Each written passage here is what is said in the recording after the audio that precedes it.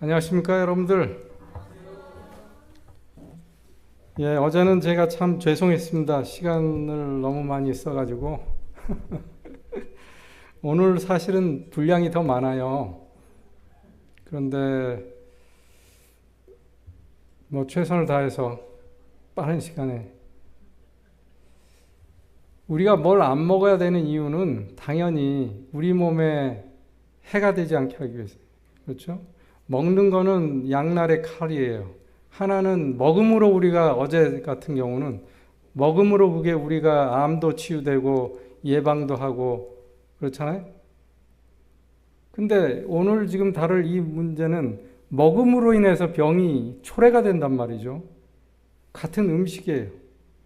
과연 왜 그럴까요?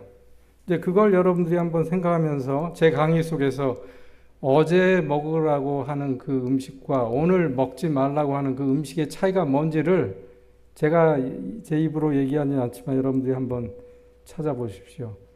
먹지 말아야 될 것 중에 첫 번째는 여러분들 잘 아시죠? 예, 육고기겠죠, 육고기. 그다음에 육고기를 포함해서 그 뭡니까? 낙농 제품들. 어제 제가 말씀드린 그 창조주께서 우리에게 권장하신 뭐 성경의 창세기 1장이 모든 창조의 대역사가 다 기록이 되어 있는데 그 한 장에서 저게 이제 나온단 말이죠. 근데 그 짧은 지면에 어떻게 왜 먹어야 되고 왜 먹으면 좋은지 이런 걸 설명할 수는 없어요. 근데 그걸 인간적으로 이해시키지 않는 게 성경입니다. 성경은 그야말로 영감의 글이기 때문에 우리가 느껴야 돼요. 영적으로 느껴야 돼요. 그러려면 자꾸 생각을 해야 됩니다. 읽고 생각하고. 그건 성령이 하시는 거라 그런데 어쨌든 어제 이걸 다뤘다면 오늘은 인간이 만든 최고의 음식 또는 식단에 대해서 알아보도록 하겠습니다. 그 개념은 밸런스드 다이어트예요. 밸런스드 다이어트. 그러니까 뭐냐면 골고루 먹어라 이겁니다. 근데 여기에는 굉장한 그 철학이 담겨져 있는데 골고루라는 게 도대체 뭘 골고루냐? 그래서 이제 그걸 모식도로 만든 게 푸드 피라미드인데 여기 그림에서 보시다시피 여기에 나와 있는 걸 미국 사람들이 옛날부터 다 먹었던 것들이죠. 뭐 안 먹던 거 새로 먹으라고 집어넣은 것도 없고 그런데 왜 저렇게 만들어 놨을까요? 그 이유는 바로 저기 빨간 화살표에 포함된 부분이에요. 그러니까 소위 말해서 낙농 유제품이죠. 뭐 밀크를 포함해서 치즈, 버터 이런 얘기고 이쪽은 육고기잖아요. 여러분들이 육고기를 뭐 어떤 사람들은 한 달에 한 번 먹을 수도 있고 어떤 사람은 하루에 한 번 먹을 수도 있고 하지만 여기에선 정확히 하루에 2 to 3 servings를 먹으라고 명기를 해놨어요. 이건 매일같이 하루도 빠지지 말고 먹어야 된다는 거예요. 우유도 하루에 2잔씩은 마셔야 된다는 거예요. 이게 문제죠. 뭐 그 전에 미국 사람들이 고기 안 먹었나요? 우유 안 마셨나요? 과연 이렇게 구체적으로 명시를 해놓고 거기다 뭐라고 그러냐면 우리가 탄수화물만 먹지 말고 프로테인도 섭취해야 된다. 밸런스를 맞춰야 된다는 얘기예요. 그렇게 하고 심지어는 초등학교에도 선생님들이 저렇게 강의를 합니다. 아이들한테. 너희들 성장하는 데는 뼈가 중요하고 칼슘이 필요하고 그게 우유에 다 있단다. 그리고 우유에 있는 프로테인이 많으니까 그걸 먹어야 너희가 키가 크고 튼튼해진다. 그런 사상을 초등학생들부터 주입을 했어요. 그게 언제입니까? 1900년대 초죠. 그러니까 1900년대 초에 대통령이 누군지 기억하세요? 이 시니어 부시, 예, 시니어 부시가 저거를 이 시작 막 하고 1년 있다가 사실은 클린턴으로 바뀌죠. 그래서 오늘 그 클린턴 대통령 전 대통령 얘기가 나옵니다. 이제 결론부터 얘기하면은 그렇다면은 저걸 시행하려고 했을 때 반대한 사람들이 없었을까요? 있었어요. 굉장히 반대했습니다. 왜 반대했을까요? 의학적으로, 영양학적으로 말도 안 되는 거니까. 고기는 안 먹을수록 좋은데 강제로 꼭 이만큼을 매일 먹어야 된다고 했으니까 그게 문제죠. 그래서 그게 시작되자마자 미국에서 가장 영향력이 있는 심장내과 의사들, 그러니까 이게 그 카디올로지스트들의 그룹이 있는데 거기서 논문을 하나 쓰기 시작합니다. 논문을 쓰기 시작해요. 그 논문은 뭐냐면 미국 전역에 있는 모든 국민을 상대로 하는 거예요. 이게 데이터가 얼마나 방대하겠어요. 20세에서 79세 사이에 미국 국민 전체의 건강 데이터를 컴퓨터에 집어넣는 거예요. 어떻게 비교해요? 그 푸드피라미드가 시작되기 전하고 시작되고 난 다음에 10년 동안 10년 후에 어떤 차이가 생기는가? 과연 흥미롭지 않으세요?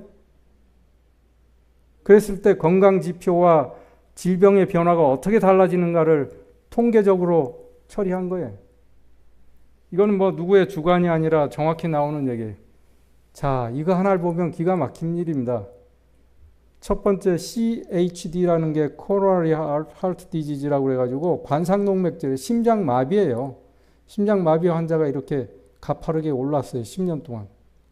그 다음에 스트로크도 올랐어요. 당뇨병도 올랐어요. 그렇다면은 일부 정부가 했던 그 시책에 동조했던 의사들 질문을 할 거예요. 꼭 그거 먹어서만 그렇게 된 것 같아? 모르잖아. 혹시 미국 사람들이 담배를 더 피웠는지, 아니면 콜레스테롤이 더 높아졌는지, 아니면 혈압이 조종이 안 됐는지. 그래서 이분들이 그것도 데이터를 수집했어요. 보세요. 흡연율은 곤두박질 쳤어요. 콜레스테롤도 떨어졌어요. 혈압 조종률은 올라갔어요. 뭘 가지고 이런 일이 생긴 거를 설명할 수 있어요? 이유는 오로지 하나. 잘못된 식단. 이 논문 하나가 준 파장은 어마어마했습니다. 그럼에도 불구하고 미국 정부는 잘못했다고 하지 않아요. 잘못했다고 하면 안 되죠. 왜 잘못했다고 할 수가 없냐면 두 가지 이유 때문에 그래요. 하나는 원래 저 식단을 만든 주체가 어디인 줄 아세요? USDA. US Department of Agriculture. 이 agriculture가 농업이지만 농축산을 다 포함하는데 아시다시피 미국의 큰 방대한 땅에 양쪽 코스트를 빼면 가운데는 다 축산업입니다. 그렇죠. 다 축산업이에요. 정치인들이 그 축산을 하는 사람들과 축산업과 관련된 모든 인더스트리의 보호트를 얻기 위해서 저걸 시행하기 전에 미국 의회에 그거를 제가 받아봤어요. 왜 이게 이렇게 시작됐나? 미국 의회에서 어떤 아이디어를 얻냐면 우리가 축산업을 장려해야 된다. 그러기 위해서는 미국민의 식단부터 바꾸고 두 번째는 모든 미국에서 나온 축산물, 고기를 해외로 수출해야 된다. 그래서 그 법안을 국회에서 통과시켜요. 그거의 일환으로 이걸 만들었기 때문에 그거를 잘못했다고 할 수가 없어요. 두 번째는 대신에 이걸 바꿉니다. 푸드 피라미드를 마이 피라미드로 바꿔요. 이름을. 이건 이제 홍보용 포스터거든요. 그리고 2005년부터는 이 그림으로 이제 국민들 교육을 시켜요. 그리고 정부에서 성명을 어떻게 발표했냐면 미국 국민들이요. 영양이 좋은 음식으로 여러분들을 먹였는데 여러분들이 거기에 따른 칼로리에 대한 운동을 안 해서 이런 일이 생겼습니다. 그래서 운동을 하세요. 그리고 피라미드에다가 계단을 만들고 사람이 운동하는 모습을 그립니다. 그리고 이름을 왜 마이라고 붙였겠어요? 이제는 당신 책임이에요. 국민 건강의 책임은 당신 거요. 국가의 책임이 아니오라는 암시적인 단어예요. 그렇게 해서 바꿨어요. 이걸 봤을 때 학자들이 얼마나 가슴이 아팠는지 하버드 대학에서 비판을 하죠. 2005년에 그 푸피라미드, 마이피라미드 바꾸면서 미국 국민의 건강 생활은 끝이 났는가. 그래서 뭐라고 이 논문에 이제 썼냐 하면은 국가가 시책하고 있는 모든 건강에 관련된 이 프로젝트가 과학적인 근거에 해야 되는데 전혀 그렇지도 않을 뿐더러 지금 제가 저걸 읽고 있는 거예요. 전혀 에비던스하고는 거리가 멀고 오히려 뭐라고 전제하냐면 이 세상에 좋은 음식, 건강한 음식과 나쁜 음식이라는 건 없어. 그냥 칼로리만 있을 뿐이요. 칼로리만 맞으면 되니까 아무 음식이나 균형지게 먹으시오라고 강조했다 이거예요. 그런데 우연히도 그렇게 얘기하는 그 모토, 사상이 어디서 왔냐면 US Food Industry, 식품 산업에 물건을 팔아먹는 뭐 맥도날드, 펩시, 코카, 뭐 할 것 없이 패스트푸드 인더스트리, 모든 그런 식품 인더스트리에서 하는 얘기랑 똑같더라 이거예요. 이게 얼마나 굉장한 신랄한 비판이죠.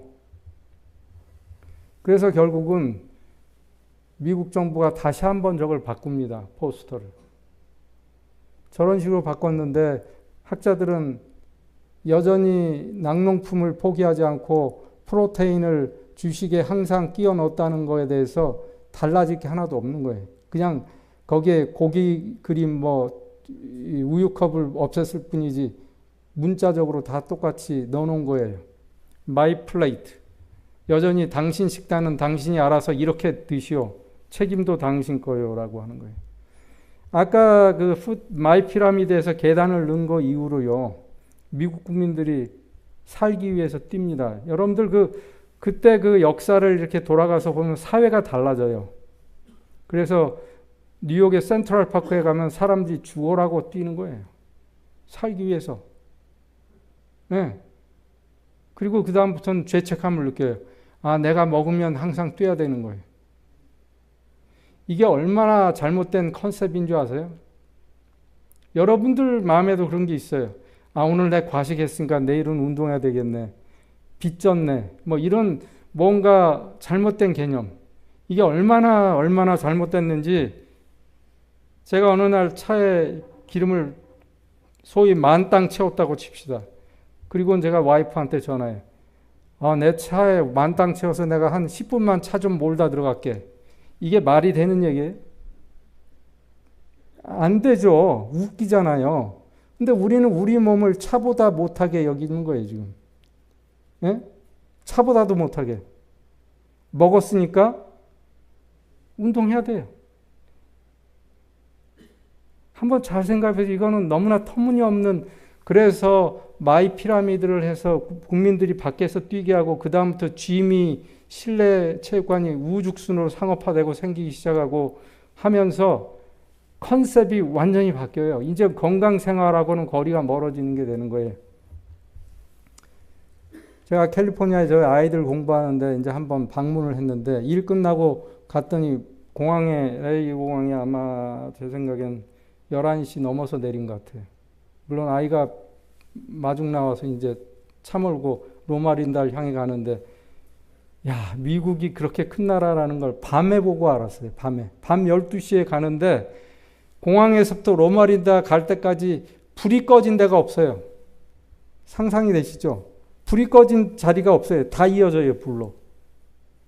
그렇게 사람이 많이 살고 번잡한데 우연히 가다 보니까 밤 12시에 저 인앤아웃이라고 하는 햄버거 가게에 차들이 저거 이상으로 줄을 서 있더라고요. 제가 아들한테, 야, 저게 뭐냐? 아빠.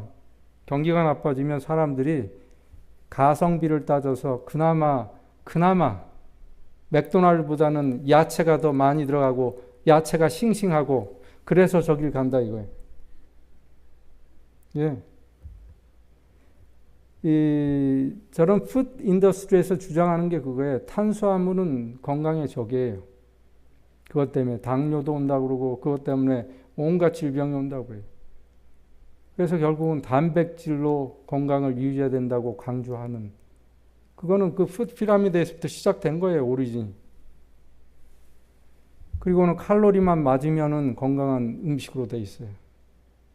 그리고 조금만 오버되면 뛰어야 되는 거예요. 의무감이 됩니다. 푸드 피라미드를 아까 제가 말씀드린 그거를 본격적으로 실행한 주체한 대통령은 클린턴이에요. 근데 아시다시피 클린턴 대통령이 이 퇴직하자마자부터 심장마비가 3번 옵니다. 저는 그거를 이렇게 읽어보면서 누가 수술했고, 뭐 제가 다 아는 사람들일 거 아니에요. 흉부외과 의사들이니까. 야, 그렇지. 그 사람한테 했겠구나. 대통령이니까, 전직 대통령이면 그래도 최고한테 가서 할 거 아니에요. 그런 걸 다 보면서 인터레스팅 했어요. 그때 기억에. 근데 그걸 가지고 4개나 이게 스텐트도, 그러니까 그 관상동맥을 이어주고 수술하고, 그 다음에 또 오니까 또 스텐트를 또 한 번 넣었어요. 스텐트 넣고 우회 수술하고 그 다음에 또 와서 스텐트를 또 추가로 넣었어요. 그런 시술은 그것도 최고의 의사들이 했는데, 제가 보면서 느낀 게, 제 기억에 대통령이 아니었더라면 이 사람은 이미 죽었을 사람이에요. 어찌됐든 간에 그 클린턴에 대한 얘기를 뉴욕 타임즈 기사가 한 번은 썼어요. 2011년에. 뭐라고 썼어요? 클린턴이 갑자기 새 사람이 됐어요. 몸무게가 24파운드나 빼고 전혀 새 사람이 돼서 나타나요. 그러니까 이제 어프로치 했어요. 비결을 가르쳐 주세요. 클린턴이 한 말이 The China Study라는 이 책을 읽고 내 식단이 다 바꿨다. 고기, 육류뿐만 아니라 데어리 프로덕트 다 끊고, 내가 좋아했던 와인도 끊고, 야채, 과일로 식사를 하면서, 나는 자기 말로 그랬어요. 여기 제가 다 쓰질 않았는데, 내가 대학 때 시절에 내 신체를 유지할 수 있다, 지금. 이렇게 썼어요. 얘기했어요. 그래서 결국은 그 인터뷰 때문에 The China라고 하는, 스타디라고 하는 저 책이 베스트셀러가 됩니다. 그래서 제가 저거를 샀어요. 근데 여러분들은 절대 사지 마세요. 저도 지루해서 잘 때만 읽었어요. 수면제로. 그리고 저야 뭐 읽어야 되니까 읽고 나서 슬라이드 한 장으로 제가 표현을 할 수 있었어요. 왜냐하면 저거는 이 닥터 캠벨을 포함해서 옥스퍼드 대학 또는 코넬 대학의 영양학자들이 의기투합합니다. 우리나라의 국민들이 망했다. 근데 이거를 대대적으로 프로젝트를 해가지고 음식과 건강이 그렇게 밀접하다는 거를 우리가 한번 터트리자. 소위 말해서 터트리자. 그래서 그 스타디가 굉장히 돈이 많이 들으니까 미국의 정부에다가 스타디 그 펀드를 리퀘스트 하면서 신청을 했어요. 근데 의회에서 그걸 부결시켰어요. 그럴 뿐더러 이 스타디는 괌이나 사이판을 포함해서 미국 영토에서는 할 수 없다라고 금지시켰어요. 왜 그렇겠어요? 그 파장을 아니까. 그래서 결국은 이 사람들이 그 서론에 보면 나옵니다. 저 책의 서론에. 그래서 어디를 찾아가냐면 중국을 찾아가요. 중국의 예방의학자들을 찾아가서 우리가 이런 아이디어가 있는데 당신들이 동조하겠어. 중국 의사들이 오케이. 그래서 중국의 어떤 성인지 제 이름은 까먹었는데 큰 성이 있어요. 그 성이라고 하면 우리로 말하면 스테이트죠. 스테이트. 거기에 인구가 얼마나 많겠어요. 그 모든 인구를 미국의 공산당이 협력했으니까 철두철미하게 인구를 다 포함해서 그들의 주식과 그 다음에 그들이 앞으로 계속해서 어떤 병이 걸리는지를 추적해가지고 논문을 쓴 거예요. 그 논문을 모아놓은 게 저 책이에요. 이제 그걸 일반인들이 읽기 쉽게 썼죠. 그 결론은 제가 말씀드린 대로 딱 한 줄로 표시할 수 있어요. 암을 포함해서 그 다음에 당뇨병, 고혈압, 심장마비, 중풍 이런 만성 질환들이 고기를 먹는 사람에게 유난히 높다. 월등히 높다. 이 사람들이 거기다 부가적으로 쓴 말이 있어요. 이거는 통계 처리도 할 필요가 없이 높다. 그러면서 특히 우유를 먹는 사람은 더 두드러진다. 이렇게 썼어요.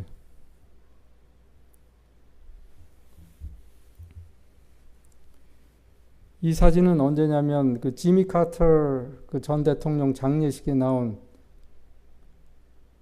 힐러리가 훨씬 젊었는데 지금 클린턴 보세요. 저는 저분을 사실은 본받고 싶은 부분이 많아요.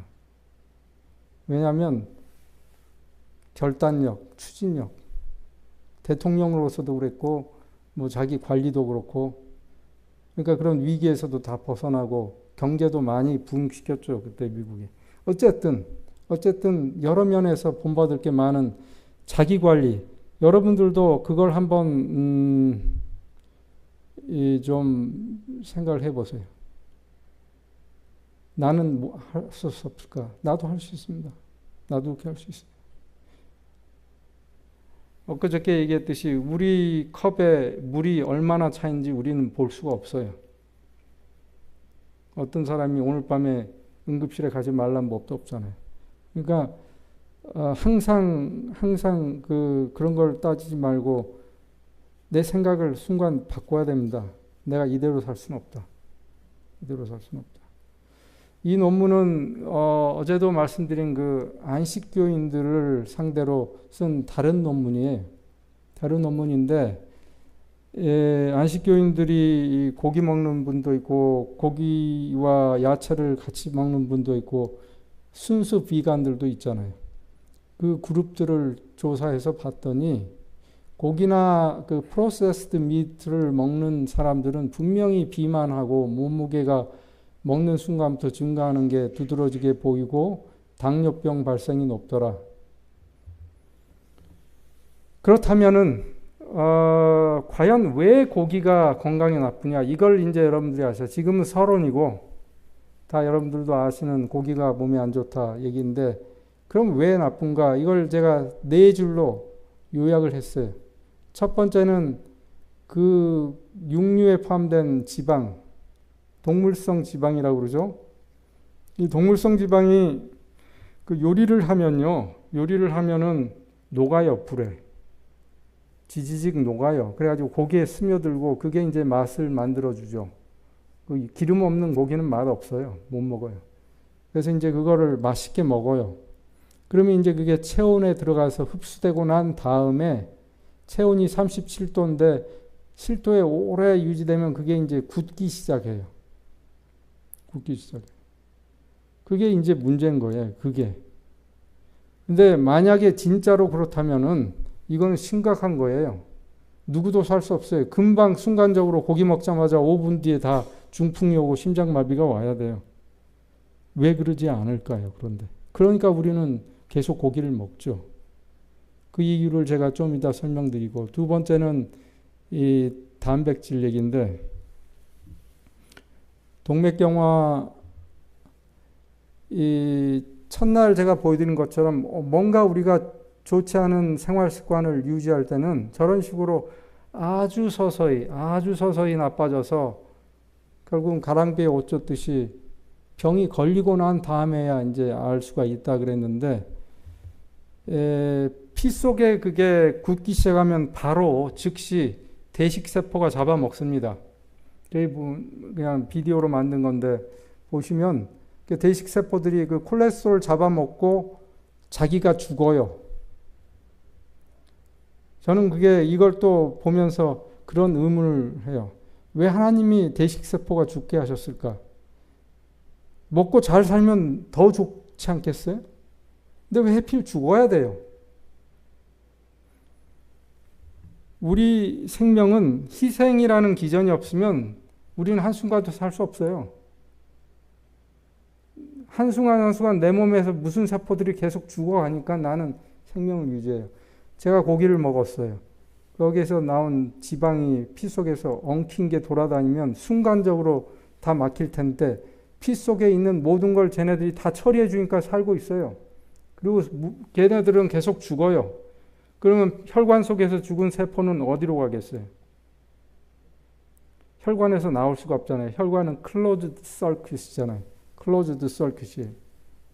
그렇지 않으면 피가 다 새니까. 그 안에서 죽은 세포는 어디로 갈까요? 저게 보시는 것처럼 혈관 벽 속에 묻혀요. 그래서 제가 그냥 생각하기를 이거는 이 진짜 혈관인데 수술하다 보면 저렇게 아주 어글리하게 생겼어요. 어떻게 생겼냐면 삼겹살 타다가 먹다가 남은 맨 찌꺼기하고 똑같아요. 바늘도 안 들어가요. 저기는 딱딱해가지고. 부러져요, 혈관이. 그 정도로 돼 있는데 그러니까 탄력성이 없겠죠, 혈관에. 저렇게 어글리한 게 결국은 무덤이에요. 무슨 무덤이에요? 이 주인을 살리기 위해서 죽은 대식세포들의 무덤이에요. 그래서 저기를 보면은 다 이 죽은 세포들만 있어요. 거기에 혈소판이 있고 그래서 붉게 보일 수 있는데 다 죽은 세포예요. 그래서 저는 그걸 보면서 이거는 국립묘지다. 국립묘지. 우리는 이 삶을 엔조이하기 위해서 나만 생각하죠. 나라는 게 참 웃긴 얘기죠. 그러면 대식세포는 나가 아닌가요? 내 혈관은 내가 아니에요? 우리는 나라는 그 존재를 이 목 위에만 나라고 생각해요. 나의 느낌을 나라고 생각하는 거예요. 실제로 자기 몸도 나라고 인정을 안 해요. 그러니까 하루에 한 번도 자기 심장 생각 안 해요. 하루에 한 번도 자기 위장 생각하면서 밥 먹는 사람이 없잖아요. 꼭 탈이 나야지만 그때 얘가 왜 이래요? 이렇게 되죠. 모든 게 100% 전자동으로 다 돼야 된다고 생각을 하니까. 그래서 이런 걸 생각할 때 우리가 그 자기 자신을 돌아보는, 그래서 제가 이제 요새 많이 공부하는 부분이 뭐냐면 몸과 마음의 그 관계, 나라고 생각하는 나의 그 마인드와 내 몸과 어떤 관계가 되냐, 이게 완전히 괴리되어 있느냐 아니면 이게 아주 인티메트 해가지고 서로 위하느냐, 이런 게 굉장히 중요한 거거든요. 건강을 위해서는. 그것도 여러분들이 한번 생각해 보시고, 그 다음에 그 동물성 단백질, 사실은 단백질을 위해서 고기를 먹으라고 하지만 단백질은 이 동물에 있는 단백질은 한 70% 동물 종류에 따라 다릅니다. 소, 돼지 다 다른데 그 우리 몸에 안 맞는 단백질이 70%예요, 평균. 고기를 100g 드시면 70g은 정크예요. 우리 몸에서 쓸 수가 없어요. 30g만 쓰이는 거예요. 그러면 우리 몸에 그만큼의 프로테인이 필요한가부터 시작해서, 또 하나는 그러면 식물성 프로테인은 없어요? 있죠. 콩류, 너트류. 예? 그런데 단백질이 많이 있잖아요. 아미노 애시드가. 근데 그거는 100% 흡수되고 전혀 알러지 반응을 일으키지 않아요. 그럼에도 불구하고 동물성 단백질은 굉장히 많은 부작용을 일으키죠. 제가 제 박사학위 논문이 뭐였냐면은, 어떻게 하면 이종이식이라고 그러는데, 인간이 아닌 동물의 조직을 잘 처리해가지고 인간에게 이식할 수 있을까? 왜냐하면 우리나라 같은 경우는 장기 공유가 잘 안 되거든요. 장기 공유가. 그래서 심장이 판막이 망가졌는데 기계판으로 하면 이게 많은 부작용이 있고, 그렇다고 돼지나 소의 그걸 조직으로 이제 만든 판막들이 있는데 그것들이 자꾸 망가져요. 그래서 어떻게 해서든 면역 반응을 없애는 처리를 어떻게 할까 하는 게 제가 박사학위 논문이었기 때문에, 저는 도살장에 가서 저처럼 많이 다닌 사람은 없을 거예요. 의사로서는. 수의사 다음으로. 도살장에 가보면 제가 잘 가진 독산동에 있는 도살장인데 우리나라에서 제일 큰 도살장이었는데요. 하루에 돼지는 한 3만 마리 잡아요. 소는 한 3천 마리 잡는다고 그랬던 것 같아요. 제가 뭐 1500인지 뭐 어쨌든 그게 중요한 게 아니고 그야말로 공장이에요. 공장. 저 지금 돼지가 저렇게 이건 거기 사진은 아니에요. 제가 인터넷에서 찾은 건데 점점 좁아집니다. 저게 길이. 그래가지고 결국은 돼지 한 마리만 지나갈 수 있게 돼 있고 뒤에서 돼지를 때리면 지네끼리 밀어가지고 저기로 넣어요. 소도 똑같아요. 소도. 저게 마당에 이제 막 각지에서 전국 각지에서 소를 이제 도살할 소들이 막 오잖아요. 그럼 수의사들이 가서 코도 보고 혓바닥도 보고 뭐라 그래 검사를 해가지고 어떤 전염병이 없거나 그래야지만 이제 도장을 찍고 이제 액셉트가 돼. 그렇지 않으면 폐기 처분해야 돼. 어쨌든 그렇게 해가지고 이제 마당이 있는데 마당에서부터 소를 몰아요. 통과된 소들은. 그래가지고 이제 소를 뒤에서 때리면 소들이 밀려 가면은 깔때기처럼 돼가지고 나중엔 소 한 마리만 통과할 수 있는 울타리가 이렇게 돼 있어요. 소가 한 마리 돌아갈 수도 없어요. 거기 가면은 어떻게 돼요? 그렇게 해서 50m를 가면서 소들이 앞을 보고 가는데 맨 끝에서 소를 잡는 아저씨가 있는데 그 아저씨를 별명을 제가 타잔이라고 불렀어요. 타잔 아저씨라고 제가 불렀어요. 왜 그러냐면 그분이 이 기중기에서 나온 그 쇠줄에다가 자기 발을 얹고 한 손으로 그걸 잡고 흔들흔들 하면서 거기에 있는 소들의 한 손에는 망치가 있어요. 작은 망치. 소의 여기 코 바로 위를 한 대 탁 때리고 다녀요. 탁 때리면 어떻게 되는 줄 아세요? 소가 그냥 꼬꾸라져요. 풀썩 쓰러져요. 그럼 그 밑에 있는 그 타잔의 시다가 이 체인을 뒷발에다 걸어요. 그럼 기중기 아저씨가 당겨요. 그럼 소가 거꾸로 한쪽 다리가 묶여가지고 거기부터 공정이 시작해요. 그래서 첫 공정에 가면은 목을 따요. 그리고 밑에는 드럼통이 있어요. 피가 쏟아져요. 한꺼번에. 그 다음에 또 가면 배를 갈라요. 그럼 창자가 다 쏟아져요. 이렇게 해서 척척척척 가는데 굉장히 큽니다. 이건 그게 장축체육관보다 더 큰 것 같아요.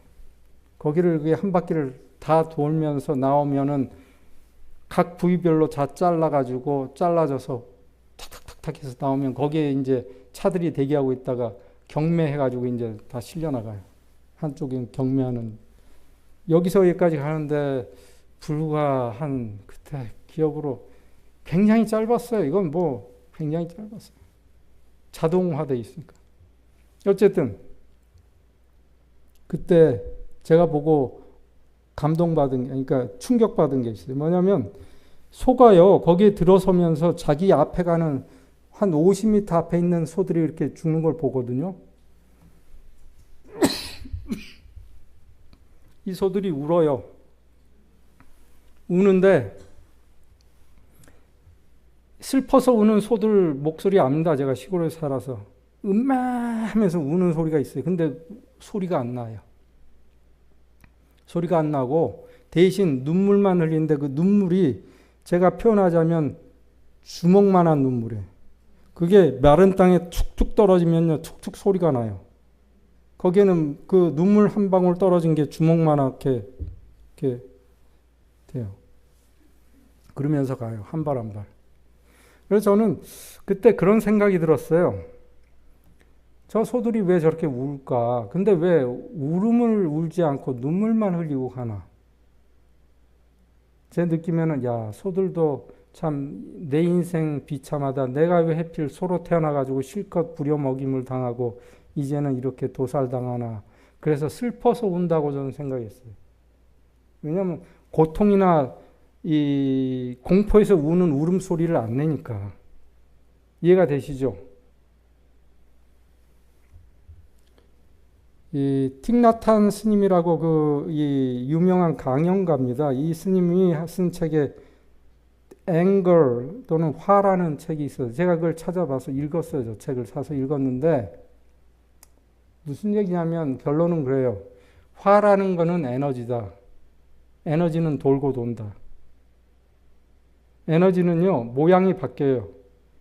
그러니까 미케니컬 에너지로, 그러니까 예를 들면 우리가 차가 갈 수 있는 건 미케니컬 에너지가 필요하죠. 그걸 엔진이 만들어주는데 그 엔진에 들어가는 에너지원은 뭐예요? 휘발유예요. 휘발유가 폭발 에너지가 미카니컬 에너지로 바뀌는 거죠. 요새 뭐 전기차가 있잖아요. 전기의 배터리에서 나오는 그 에너지가 미카니컬 에너지로 바뀐 거예요. 그러니까 에너지 총량의 법칙에서 에너지 양은 똑같아요. 물론 로스가 있죠. 프릭션도 있고 하니까. 그런데 어쨌든 그 에너지는 모양만 바뀔 뿐이지 그 에너지는 돌고 돈다. 그렇게 설명하고 있어요.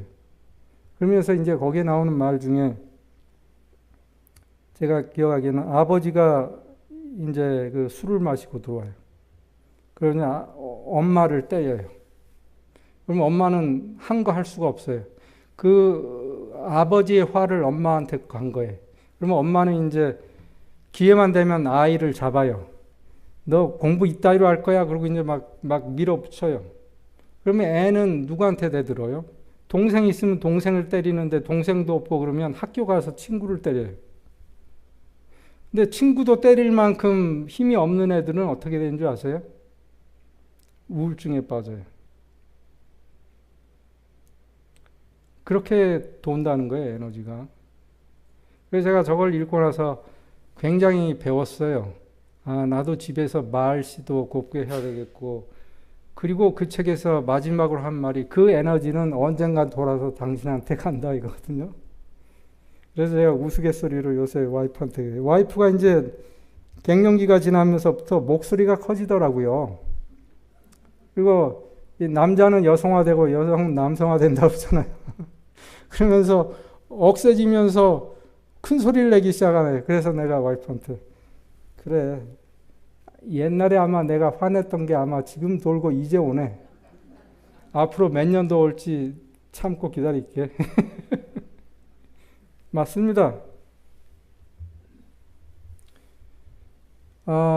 그래서 그 EU, 그러니까 유럽연합에서는 소고기나 돼지고기나 그런 데서 뭐를 검사하냐면요. 스트레스 호르몬, 즉 콜티솔 레벨을 측정해요. 도살한 고기에서. 그래가지고 만약 그 콜티솔 레벨, 스트레스 호르몬 레벨이 너무 높으면 그 도살장은 감사가 나가요. 너희들 어떻게 소를 잡길래 동물이 스트레스가 많고 이거를 국민이 먹으면 국민들이 스트레스 호르몬 때문에 암도 걸리고 스트레스 받고 우울증 걸리고 자살률이 높아지는 거 모르느냐 이 얘기예요 지금. 근데 북미에서는 안타깝게도 저런 시스템이 없어요.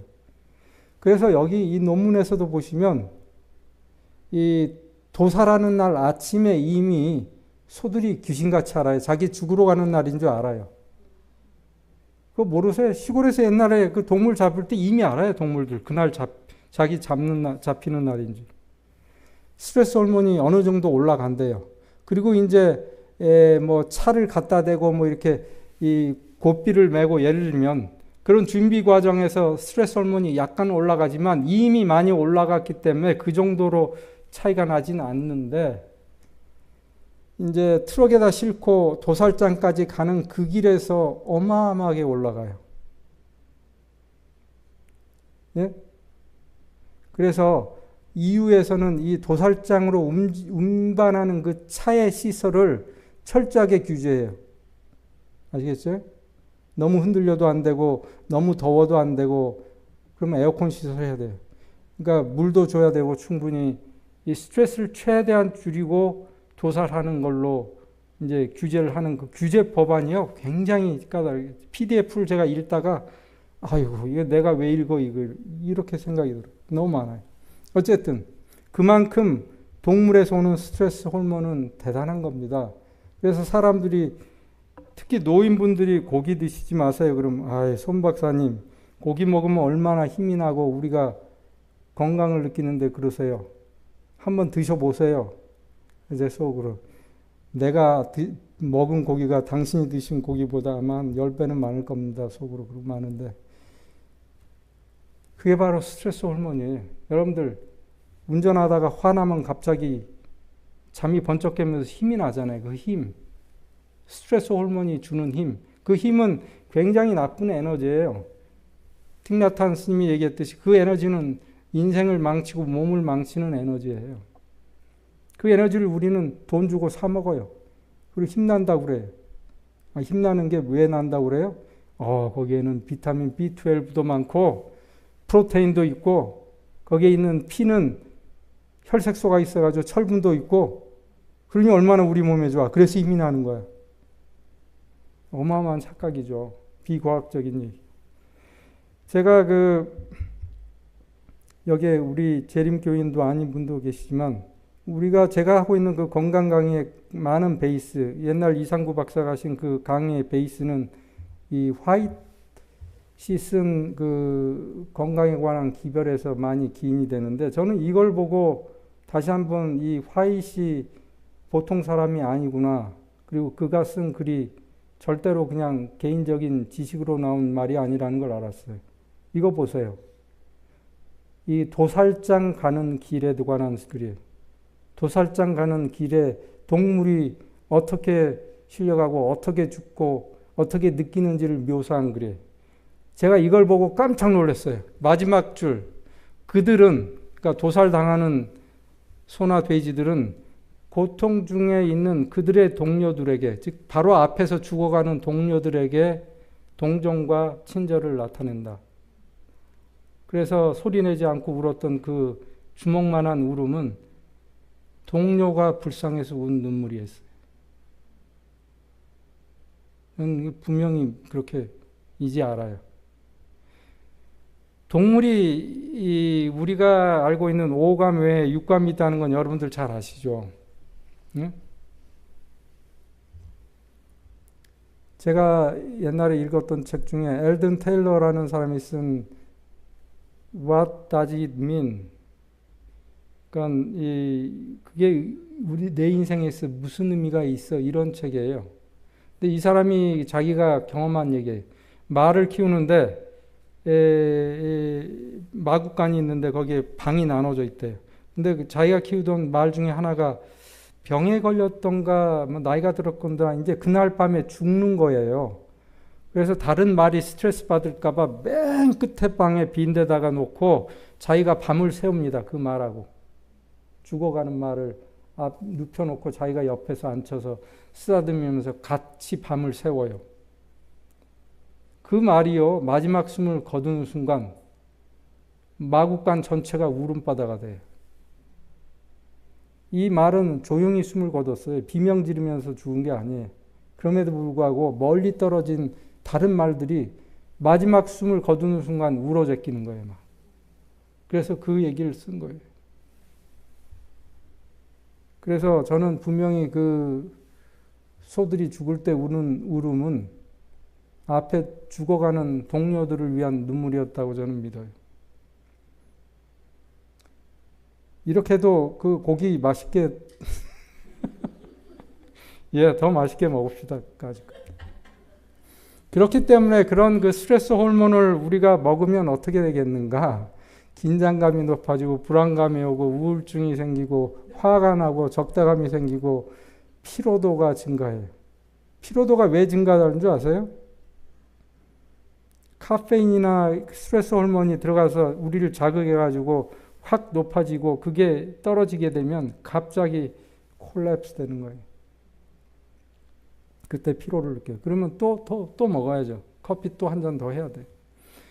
어쨌든 이것도 안식일 교인들을 상대로 해서 혼식을 하는 사람, 고기도 먹고 야채도 먹는 그룹과 야채만 먹는 비건 그룹을 비교해서 그 심리 테스트를 해요.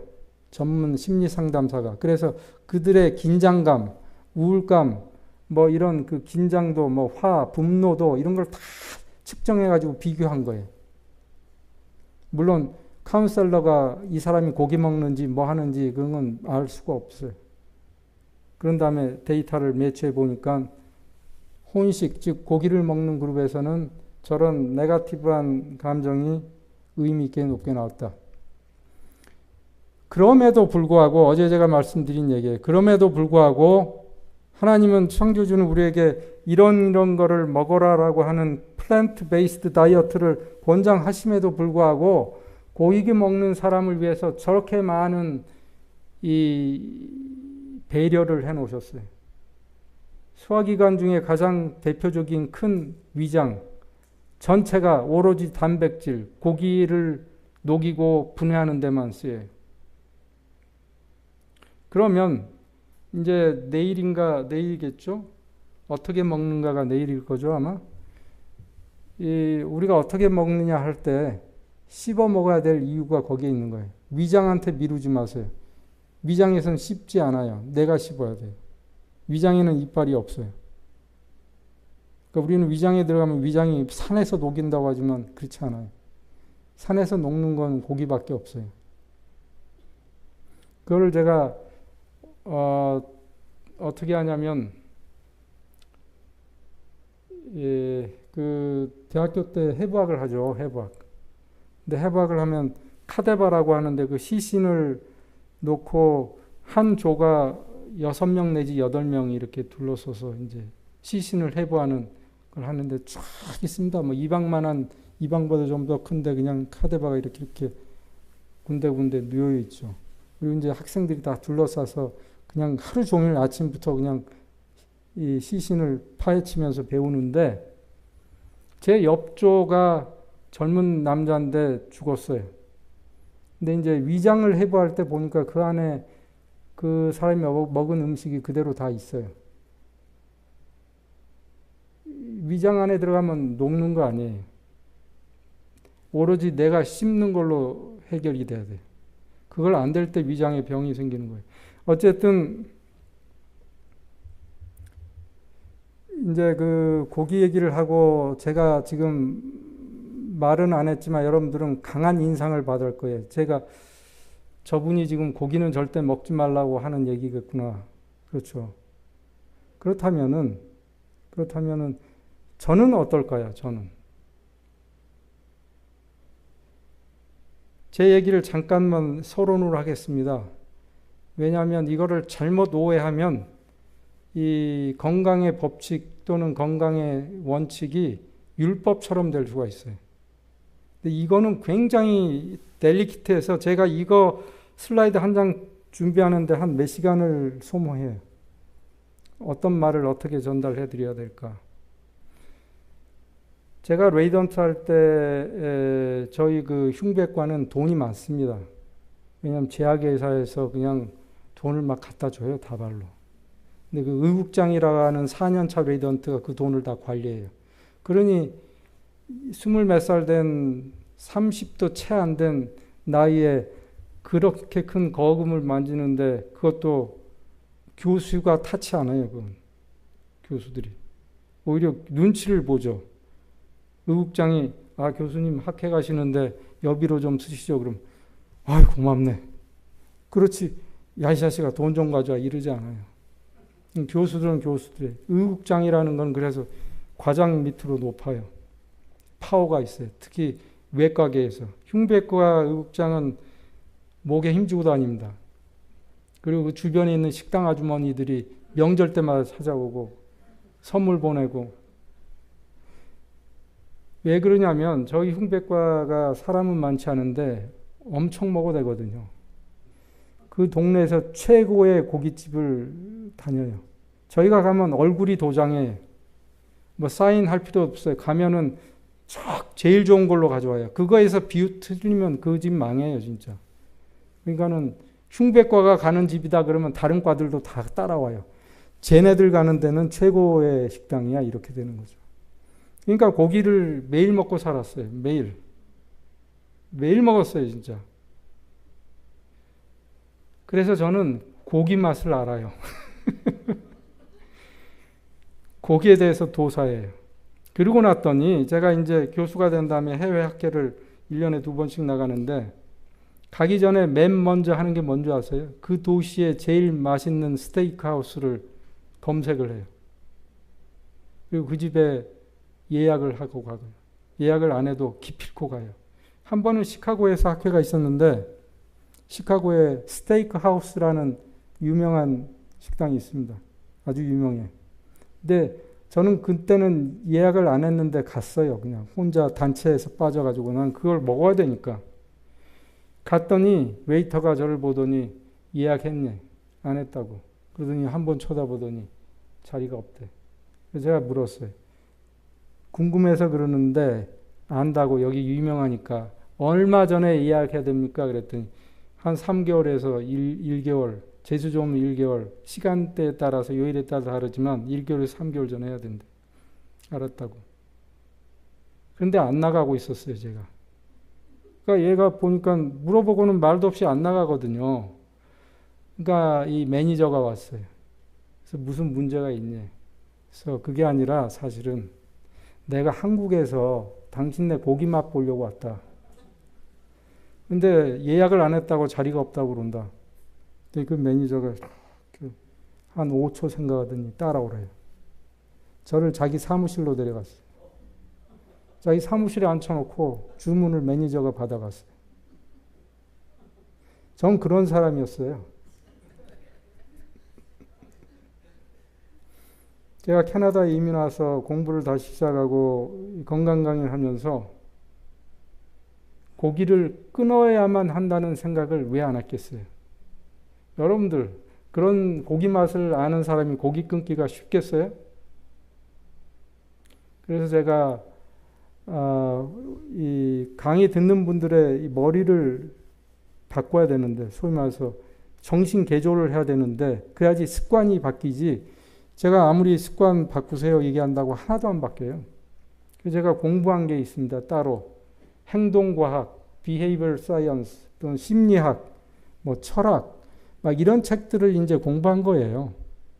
따로 DVD도 사서 철학 공부도 하고. 그래야지만 사람의 생각을 바꿔줘야 되니까. 카운셀링 것도. 자, 그렇게 하다 보니까 거기에서 얻은 힌트가 있어요. 첫날도 말씀드렸다시피 어떤 행동을 바꾸기 전에 너 자신을 바꿔야 돼. 아이덴티티에다가 포커스를 맞춰야지. 그 헤비대사 맞추면 안 된다고 그랬잖아요. 관역이 빗나간다고 그랬죠.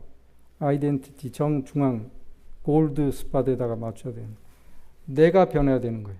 그래서 내가 이제 그때부터 나를 어떻게 변화시키는 건가 공부를 하다가 떠오르지가 않아요. 그래서 제가 생각해낸 게 있었어요. 웃지 마세요. 예를 들면 저한테 여자 애인이 생겼다고 칩시다. 애인이 생겼다는 건 좋지 않은 걸 알지만 그래도 그 애인이 좋은 걸 어떡하겠어요. 와이프한테는 죄책감이 있지만 그래도 만나면 좋은 걸 어떡하겠어요. 예? 불륜이에요. 알아요. 이거 사실 아니에요. 근데 지금 예를 드는 거예요. 지금 다들 그냥 불쌍하게 저를 쳐다보기 시작하시는데 예를 드는 거예요. 여러분들 알아듣게. 제가 그렇게 상상을 한 거예요. 저를 이제 고쳐야 되니까.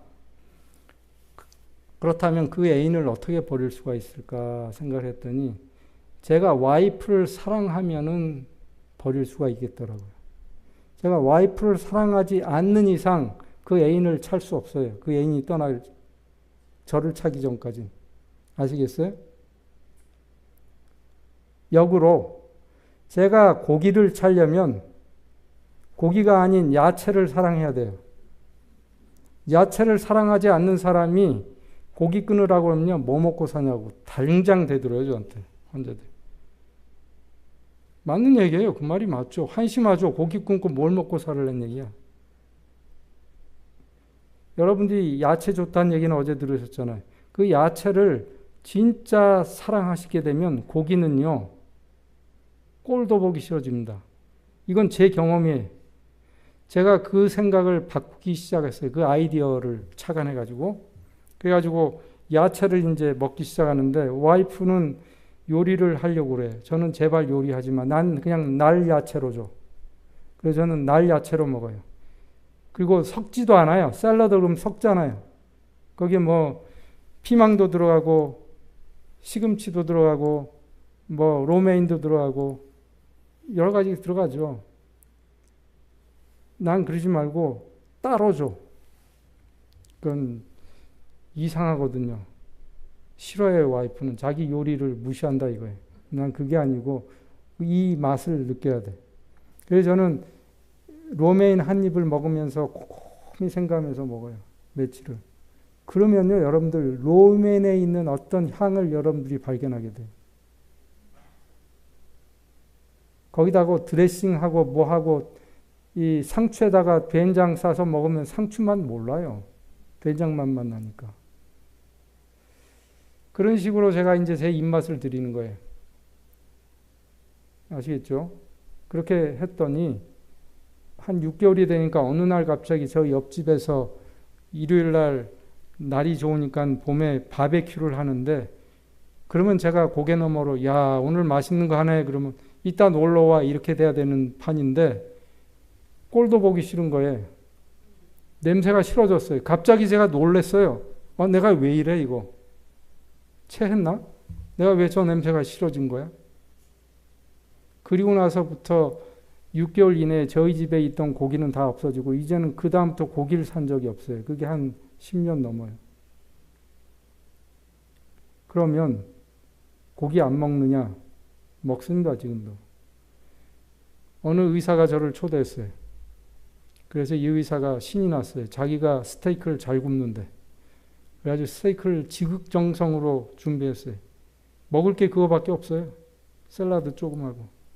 근데 제가 거기다 대고 샐러드만 먹고 오겠어요? 저는 속으로 안 먹을 수 있으면 좋겠는데, 그렇지만 제가 그랬어요. 내가 너 요리 제대로 했나 한번 테스트 좀 해볼게. 그래가지고 칼질을 해서 면을 보고 육즙이 어떻게 나오는지 보고 맛을 보고 향을 보고 그러면서 뭐 A 정도 되겠네 뭐 이렇게 얘기하고 그러면서 맛있게 먹어요. 맛있게 먹어요. 그렇지만 제 손으로 요리하거나 제 손으로 고기를 사거나 아무리 스테이크 하우스 가서도 이 사람을 만나도 고기 요리는 신청하지 않아요. 안 하려고 하는 게 아니에요. 안 먹으면 너무 좋으니까. 왜냐하면 마누라가 사랑스러우니까. 야채가 사랑스러우니까 야채를 먹고 싶지. 같은 값이라도 스테이크 비싸잖아요. 같은 값이라도 샐러드를 그냥 먹는 게 더 좋아요.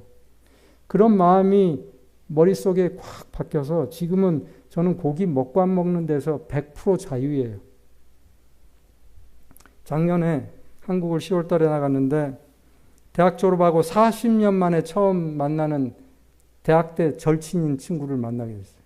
그 친구가 어디서 봤는데 매스컴에 나왔는데 윤 대통령하고 뭐 찍어내고 보니까 이 친구가 서울의료원 원장이 됐더라고요. 국가 공무원이죠.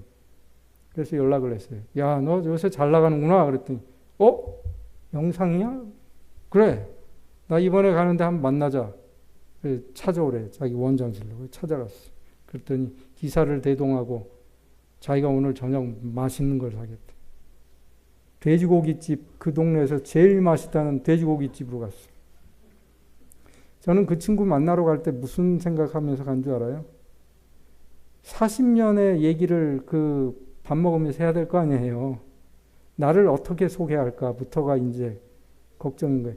내가 그렇게 어떻게 살았는지 그 얘기는 할 필요 없겠지만 나는 어떻게 살고 있다는 건 얘기해야 될 거 아니에요. 내 사상이 요새 뭔지 그걸 얘기해야 될 거 아니에요. 거기에 얘기하다 보면 사실은 말이야 나 요새 교회 열심히 다녀. 어느 교회? 여기 안식일교회라고 알지? 그렇게 얘기해야 되는 거잖아요. 근데 제 돼지고기집에 갔어요. 제가 들어가는 순간 여기 설마 뭐 딴 것도 있겠지. 근데 없어요. 거기 워낙 유명한 거. 그래서 이제 맛있게 먹었어요. 맛있게 먹고. 그리고 이제 그 친구가 이 기사를 붙여줘가지고 저희 집까지 오면서 일부러 우리 집까지 내려주고 자기가 집으로 돌아가는 거예요. 서울을 그냥 횡단을 2번 하는 셈이에요. 이 친구는. 데려다주고 돌아가고. 차 안에서 많은 얘기를 했어요. 그리고 이제 얘기가 너 안식교회 다니면 돼지고기 먹지 말아야 되는 거야? 그 친구가 그래. 사실은 그렇지. 근데 오늘 내가 그럼 잘못 선택한 거네. 아니야. 이럴 때 나도 돼지고기 한번 먹어보지 언제 먹어보니. 그렇다고 그 친구가 또 다음에도 돼지고기집 갈 것 같아요? 아니.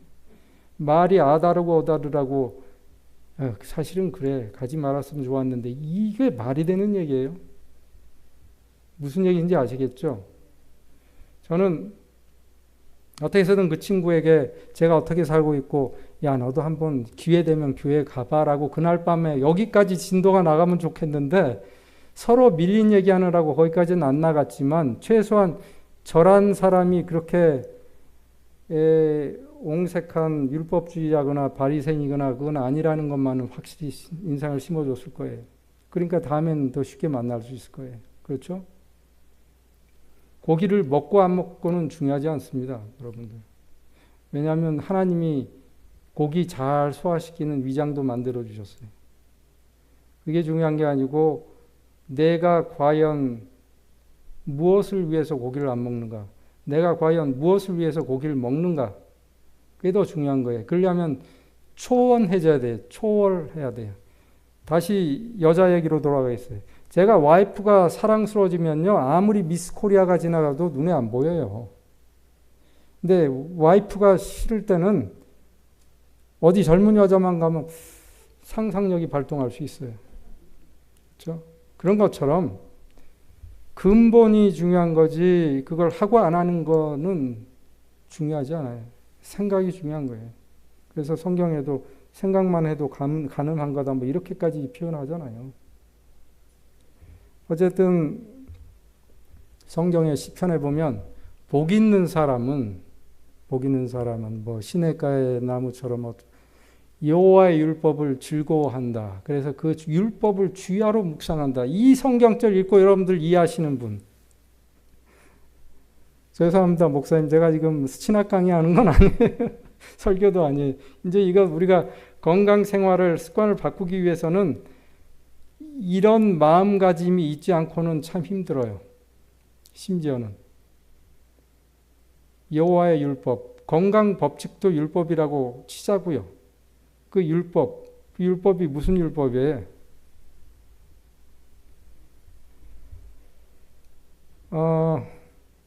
그 율법이 저는 굉장히 고맙거든요. 왜냐하면 제가 고기 안 먹는 게 고마우니까. 야채 맛을 알게 된 게 너무 고마우니까. 그래서 저는 건강 이 강의를 제가 하러 다니면서 다른 분들이 저에게 손 박사님 수고하십니다.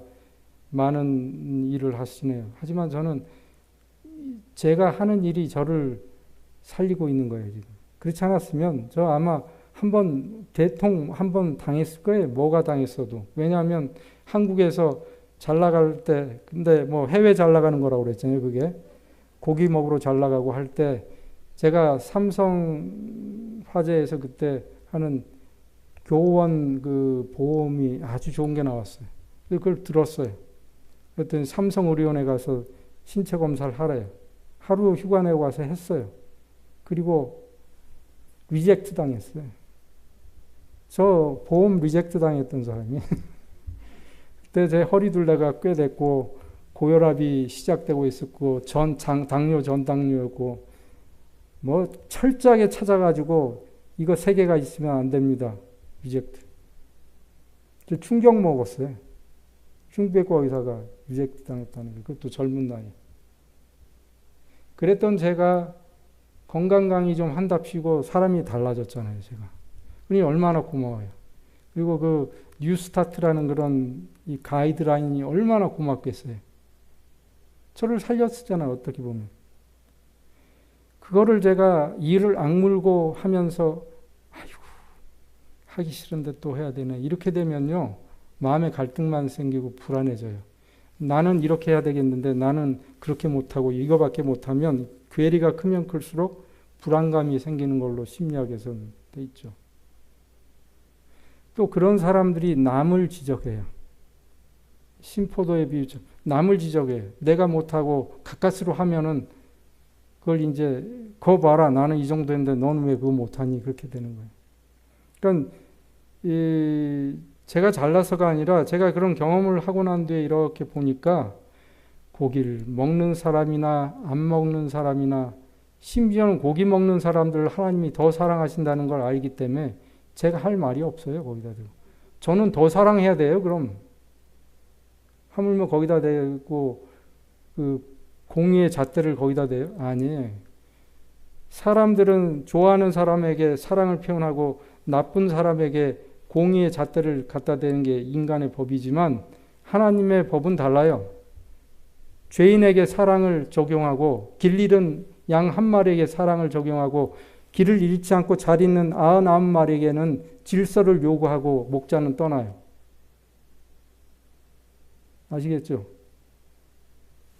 그러니까 이런 의미에서 우리가 이 율법이 아닌 그 건강의 법칙을 즐거운 마음으로 받아들이고 고맙고 그런 걸 자나깨나 생각하는 그런 사람은 마치 시냇가에 심어놓은 나무처럼 마를 날이 없어요. 가뭄이 들어도. 건강을 잃을 수가 없어요. 아시겠죠? 오늘 시간이 이제 좀 더 9시까지만 해도 되겠습니까? 오늘은? 할 게 너무 많아가지고. 9시까지 한다고 그랬더니 갑자기 표정들이 바뀌시는 것 같기도 하고. 인공 감미료 또는 artificial sweetener. 이게 이 역사를 보면 참 이것도 기가 막힌 슬픈 얘기예요. 설탕이 몸에 안 좋다는 얘기 얼마나 많이 들었어요. 어렸을 때 설탕. 그랬더니 뭐가 나온 줄 아세요? 설탕이 몸에 나쁘다 그럴 때 뭐가 나왔어요? 사카린이 만들어졌어요. 사카린. 그랬더니 사람들이 사카린을 찾았어요. 근데 나중에 알고 보니까 뭐가 더 나빠요? 사카린이 어마어마하게 나쁜 거였어요. 근데 음식 산업에서는 설탕이 너무 비싸요. 왜냐하면 설탕은 이 뭔가 설탕, 사탕수 그런 데서 추출했기 때문에 원료가 많이 들어가고 공정이 돈이 많이 들어가요. 근데 사카린이 저런 artificial sweetener는 화학적으로 만들기 때문에 값이 어마어마하게 싸요. 두 번째는 운송하는데 문제가 없어요. 저장해도 오래 저장해도 되고 뭐 습기 먹으면 설탕은 굳어버리잖아요. 그런 것도 없어요. 유통이 쉬워요. 저장도 쉬워요. 생산비가 너무 적게 들어요. 거기다가 당도는 설탕의 500배. 예를 들면 500배. 저 종류에 따라서 달라요. 200배에서 700배니까 평균 500배로 칩시다. 그러니 조금만 쳐도 맛있죠. 그러니까 이 현대 이 자본주의 사회에서는 돈에 의해서 돌아가기 때문에 우리의 건강을 위해서 만들어진 게 아니라 저거를 우리는 알게 모르겠어요. 근데 더 나쁜 거는 진짜 안타까운 거는 설탕 대신 저런 거를 커피에다 타 먹으면서 자기는 설탕은 최소한 안 먹었다고 얘기해요. 왜 그러냐면 그건 과학적인 근거로 이 사람들이 그렇게 믿어요. 왜냐하면 저기에는 과당이 많이 들어있지 글루코스가 많이 들어있지. 슈크로스라고 하는 설탕은 이 과당 프럭토스하고 글루코스 포도당이 1대1로 들어가 있는 게 슈크로스 설탕이. 그래서 슈크로스를 먹으면 1대1로 흡수가 돼요. 똑같이 병행으로. 그런데 저런 artificial sweetener는 다 프럭토스를 많이 있어요. 프럭토스가 설탕 글루코스보다 훨씬 달거든요. 그래서 프럭토스니까 글루코스가 아니잖아요. 그러니까 당뇨 환자가 먹어도 혈당이 안 올라간다고 생각을 해요. 실제로 당장은 안 올라가요. 순간적으로는 안 올라가요. 하지만 결국은 무슨 일이 일어나는지 제가 지금부터 설명하겠어요. 맨 마지막에 옥수수에서 추출한 하일리가 아니라 하이 프럭토스 콘 시럽이라는 거예요. HFCS. 이거는 어떻게 운반하냐면 저런 탱크로리로 운반해요. 그만큼 이 세상에 온 세계에 너무 만들어지고 안 들어가는 데가 없어요. 여러분들이 식당 가면 다 적었어요. 제빵 제과할 거 없이 음료수 할 거 없이 코카콜라의 역사를 한번 찾아보세요. 어떻게 변천하고 있는지. 처음엔 설탕에다가 그 다음에는 artificial sweetener 쓰고 콘 시럽 쓰고 그러면서 교묘히 그 단가를 낮추고 오고 있고요.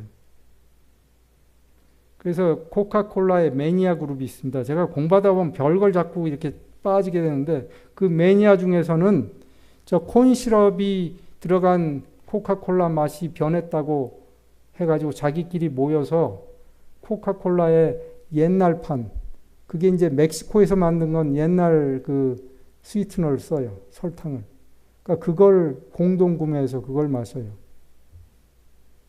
그 다음에 그 주이시들이 먹는 그 코카콜라에도 설탕을 써요. 어쨌든 그만큼 세상은 참 다변화되고 있어요.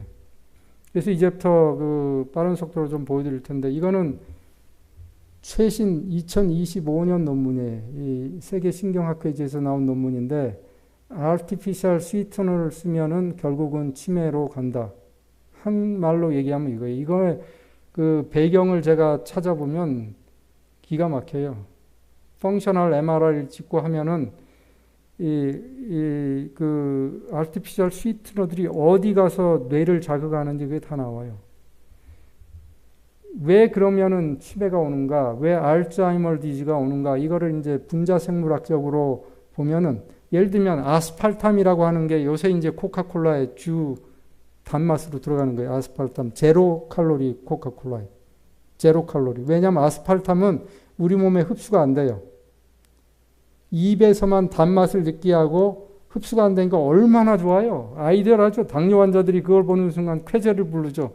야, 나는 이제 당뇨 환자지만 떳떳하게 코카콜라 마실 수 있어. 혈당 안 올리니까. 그게 아니에요.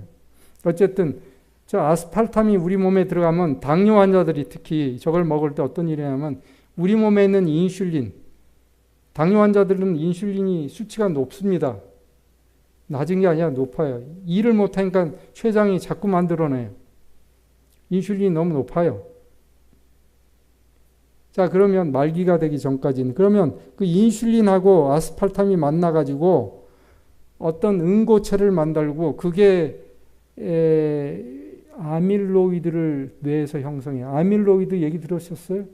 알츠하이머 디지즈에서 뇌 조직 검사를 해봤더니 부검해 보면 아밀로이드가 축적돼 있더라. 네? 네, 그래서 어쨌든 아스팔탐을 먹는 거는 치매를 어서 오십시오 하는 거예요. 또 하나는 인공감미료가 고혈압, 성인용 당뇨를 발생시키는 거예요. 발생시켜요. 칼로리가 없으니까는 당뇨에 좋다. 이게 진짜 터무니없죠. 없는 당뇨병을 만들어내는데, 예? 그래서 결국은 당뇨병 또는 심장마비로 죽는 사람들이 급격히 늘어나고 있고, 요새는요, 2000 팬데믹 이후로 이 젊은 사람들이 심장마비에 많이 걸려요. 그게 참 안타까워요. 팬데믹 때 사람들이 뭐 했겠어요?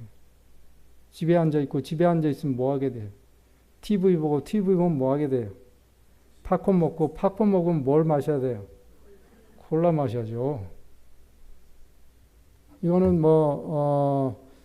어제 한 얘기를, 왜 도대체 그런 아티피셜 스위트너가 들어가면 우리 몸에 있는 그 소중한 세균들을 어떻게 망치는가, 이 얘기입니다. 이 세균들이 유전자도 변화시키고, 세균들이 공생, 우리 몸의 피지올로지하고 잘 돌아가는 그 협력 관계를 다 망가뜨려 버려요. 파괴시켜요. 여러 가지 기전들이 다 논문들이 이제 서로 확인한 걸 이 논문에서는 요약해서 도표 하나로 보여주고 있어요. 그래서 여러분들이 이 제로 칼로리의 코카콜라를 보면서 구글을 해보면은 처음에는 좋다 그러다가 요새 글들이 많이 올라와요. 저거는 독약이다라는 글이. 근데 그거는 그런 논문들을 읽은 사람들이 올렸겠죠. 치매도 일으키고 당뇨병도 일으키고 심장마비 사망률을 높이고 특히 젊은 사람들에서 그렇다. 그럼에도 불구하고 제가 느끼는데, 저 하나를 제로 칼로리 코카콜라가 나오면서 제가 이제 공부를 하면서 느낌이 이런 생각이 들었어요. 세상이 두 개로 확 갈라지는 게 보여요. 물론 민주당, 공화당 얘기가 아니에요. 정치 얘기가 아니고 국민들의 정치 성향 얘기가 아니고 모든 게 그렇게 갈라져요. 심지어 과학도 갈라졌어요. 코비드 이후로 코비드샷이 좋다, 위험하다, 과학이 갈라졌어요. 저거에 의해서도 갈라졌어요. 그래서 그 논문들을 찾아보면은 괜찮아, 먹어도 돼 라는 논문이 한 40% 나오고 60%는 절대 먹으면 안 됩니다. 이렇게 얘기해요. 거의 반반이에요. 그러면 저는 이제 호기심이 발동해요. 안 먹는 게 좋습니다 하는 논문만 찾고 강의하기에는 궁금하잖아요. 왜 먹어도 된다고 하는 사람들은 어떻게 실험을 했을까? 그런 논문들을 더 찾아봤어요, 이번에. 근데 하나하나 다 제가 시간이 없어서 소개 못 드리는데, 예를 들면 32번 레퍼런스, 참고 문헌을 보면 거기에는 뭐라고 돼 있냐면, 이 사람들이 디자인을 합니다. 디자인을 해가지고 12주 동안 아티피셜 스위트너를 먹이고, 한쪽은 그렇지 않게 해가지고 대사성 질환이 오는지 안 오는지를 12주, 3개월 동안 봐요.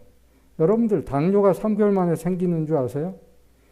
코카콜라, 제로 칼로리 코카콜라 매일 한 캔씩 줬다고 3개월 만에 당뇨병 생기면 누가 그걸 마시겠습니까? 그렇게 돌아가는 게 아니잖아요. 그렇기 때문에 저거는 말도 안 되는 얘기예요. 왜 저렇게 12주로 딱 못 받고 할까요? 나쁜 결과가 나오기 전에 끝나야 되잖아요. 진짜예요? 이 사람들의 논문을 이제 배경조사를 해보면 이 저자들이 받는 연구비라는 게 있습니다. 그 연구비를 어디서 받아요? 코카콜라, 펩시콜라에서 많이 받아요. 그러니 관계없다는 논문을 만들어야 될 거 아니에요. 저기에 60%에 먹으면 안 됩니다는 누가 돈 안 줘요. 누가 돈 주질 않아요. 그리고 멸시해요. 그런 논문 발표하는 사람들. 우리가 얘기하듯이 저놈 율법주의자니 이렇게 나올 수 있어요. 꽉 막힌 놈이구나. 뭐 이렇게 돼요. 그러니까 우리가 이 과학을 심지어 보는 제 입장에서도 그게 그렇게 두 개로 나눠지느니 일반인들은 얼마나 혼란스러우시겠어요. 이건 이제 간 얘기인데, 간. 이 artificial sweetener나 food additive, 그러니까 그 프리저버티브나 뭐 이런 걸 다 이제 넣는 음식들이 많잖아요, 요새.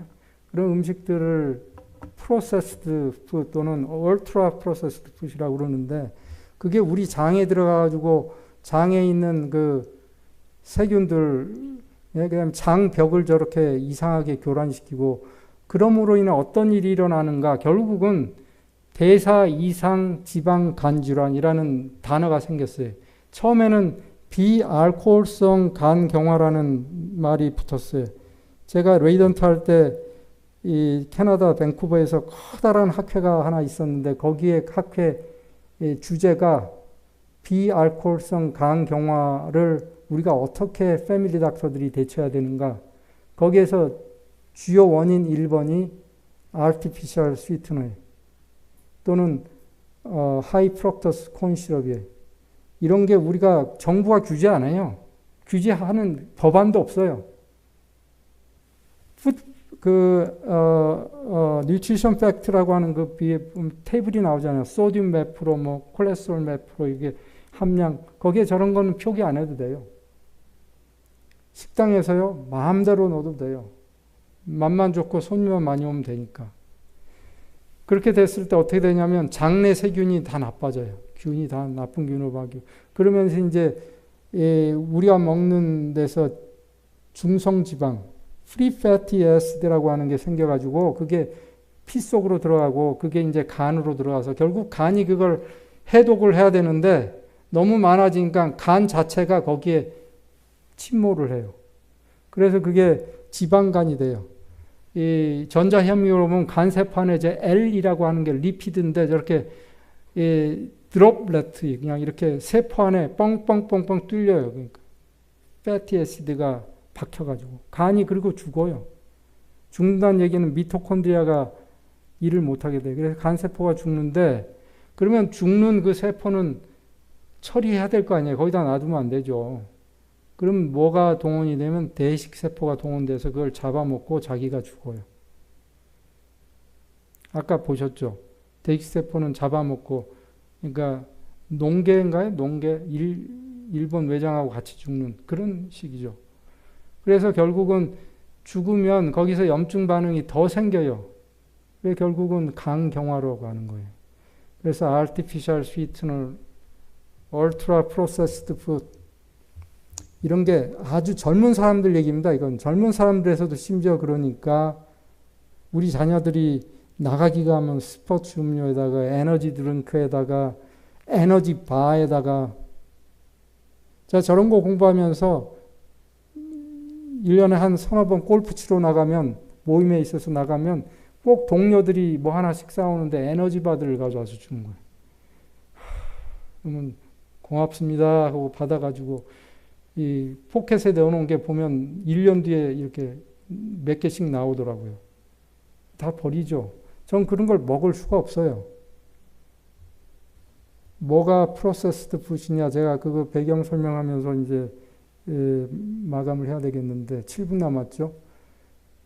이 미국이란 커다란 나라에서 과학이 가장 발달하고 학문이 발달한 미국에서 혼동을 일으키니까 제3세계에서 이대로 놔두다가는 안 되겠거든요. 그래서 학자들이 이거는 브라질의 상파울로 대학에서 만든 클래시피케이션이 노바 클래시피케이션 노바라는 게 아마 그 포르투갈어로 뉴라는 뜻이에요. 그러니까 뉴 클래시피케이션. 그러니까 음식을 새로 구분을 하자. 뭐냐면 1번은 프로세스 안 하거나 거의 안 한 거. 2번은 그 양념 같은 종류예요. 요리할 때 들어가는 거. 3번은 이 프로세스 안 한 원재료와 양념을 합친 요리. 그게 3번에 해당이 돼요. 4번은 그야말로 얼트라 프로세스드 푸드인데 이거는 제가 이제 보여드릴게요. 원재료죠, 이건. 1번 그룹이 원재료. 옛날엔 우리는 이런 것만 먹고 살았어요. 이런 것만. 거기다가 양념을 조금 쳤겠죠. 그것도 많이 안 치고.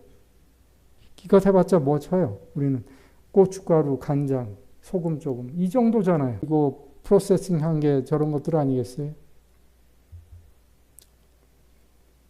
4번이 뭐냐면 바로 얼트라 프로세스 푸드. 지금 이 사진에는 뭐 안 나온 게 너무 많아요. 다예요, 사실은. 제가 이걸 공부하다가 어떤 논문을 읽었는데 그 논문의 저자가 서론에 쓴 말이 너무나 가슴에 와닿았어요. 그 논문임에도 불구하고 이 사람은 마치 사석에서 친구에게 하듯이 그렇게 자기의 고뇌를 쓰는 거예요. 내가 이 연구를 하면서 우리 자식은 앞으로 어떻게 살까 걱정이 심히 됐다. 이렇게 써놨어요. 여러분들도 똑같은 생각이 들죠? 우리는 저거 안 먹고 살 수 있지만 우리 자식들이 저거 안 먹고 살 수가 있을까 과연? 왜 그게 자꾸 생기냐면 이 논문에서 얘기했듯이 테이스트 이 음식 산업에서 테이스트가 다예요. 그래서 저렇게 많이 넣어요. 많이 뭐 온갖 이 아티피셜 스위트니 프리저브티니 뭐 온갖 향료니 색깔을 내는 거니 다 넣어요.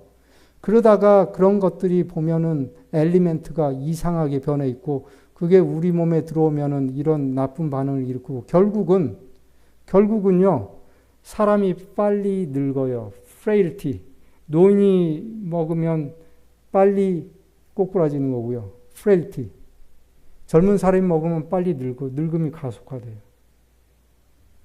이건 굉장히 심각한 겁니다. 지금 2025년 이 논문은 아직 책으로 발표도 되기 전에 이 액셉트 된 걸 제가 받아본 거예요.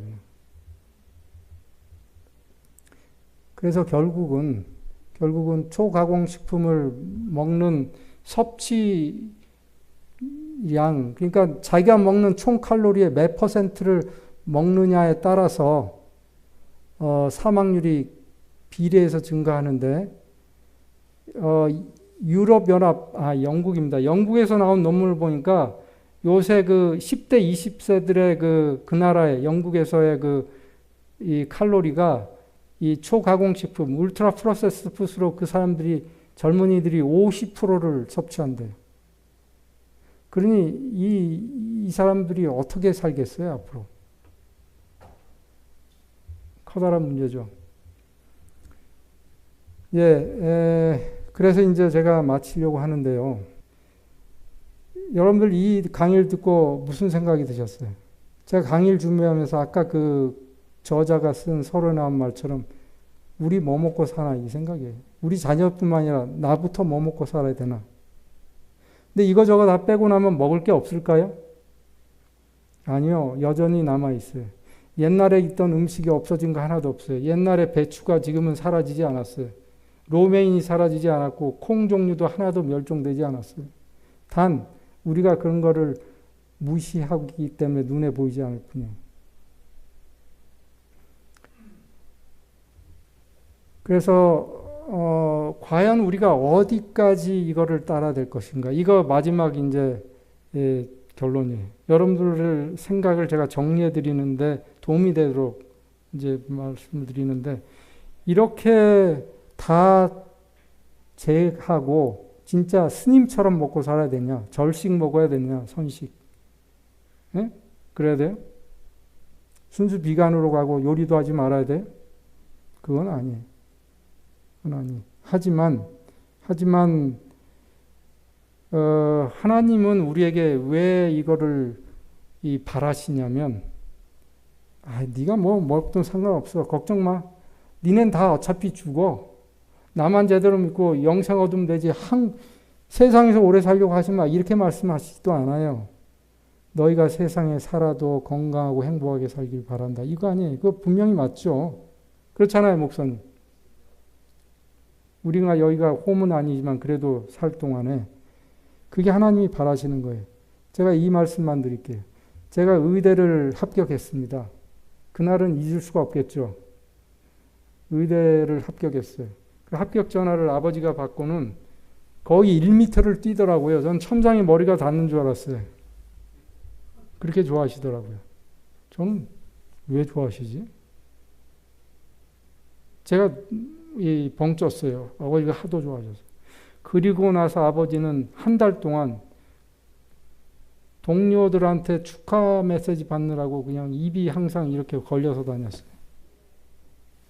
공부는 내가 했는데 왜 아버지가 축하를 받지? 이제는 알 것 같아요. 그죠? 여러분들도 아실 거예요. 그게 바로 아버지한테 영광이 되었던 거예요. 제가 의대 입학한 게 아버지한테 영광이 됐던 거예요. 제가 건강하고 행복하게 살면은 하나님께 영광이 되는 거예요.